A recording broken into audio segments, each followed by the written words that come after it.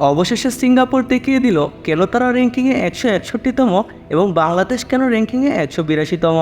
Singapore বাংলাদেশকে 2-1 গোলে হারিয়ে দেওয়ার পর চোখের সামনে ধরা পড়ল বাংলাদেশের দুর্বলতা। জামালকে বাদ দেওয়ার পর কর্নার কিক করার মতো প্লেয়ার পাওয়া যাচ্ছিল না। মুরসালিম খুব দুর্বল কর্নার করেছিল, যা থেকে গোল পাওয়া সত্যিই কষ্টকর। আর বাংলাদেশ যে একজোড়া গোল হজম করেছে তা মিতুল বর্মার কারণে। এরকম একটি হাইপযুক্ত ম্যাচে যে মিতুল বর্মা চলে না সেটি চোখে আঙুল দিয়ে দেখিয়ে দিয়েছে সিঙ্গাপুর। তাই এবার জাতীয় দলে ডাকতে হবে জিকোকে। আর বাংলাদেশ দলে গোল করার মতো কোনো স্ট্রাইকার নাই, রাকিব অনেক সুযোগ পেয়েও গোল করতে পারেনি। তাছাড়া বাংলাদেশের প্লেয়ারদের মধ্যে বোঝাপড়ার অভাব ছিল। যদিও সিঙ্গাপুরের প্রথম গোলটি আটকানোর আপ্রাণ চেষ্টা করেন হামজা চৌধুরী। মোট কথা বাংলাদেশের জন্য আজকের রাত ছিল একটি ব্যর্থতার রাত। উৎসবমুখর বাংলাদেশের উৎসবকে মাটি করে দিল সিঙ্গাপুর। ইকসান খান দেখে আটকাতে ব্যর্থ হন হামজা সামিতরা।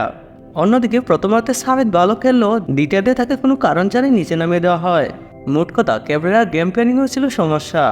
বাংলাদেশের কোচ হেভিয়ার ক্যাবরেরা যদি বাংলাদেশের দুর্বল পয়েন্টগুলো বুঝতে না পারেন তাহলে Canada, Finland, Denmark, England, Italy থেকে প্লেয়ার এনেও লাভ হবে না।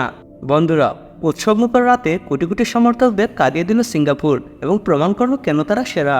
এখন প্রশ্ন একটাই, বাংলাদেশ এ লজ্জা রাখবে কোথায়, এ মুখ দেখাবে কিভাবে?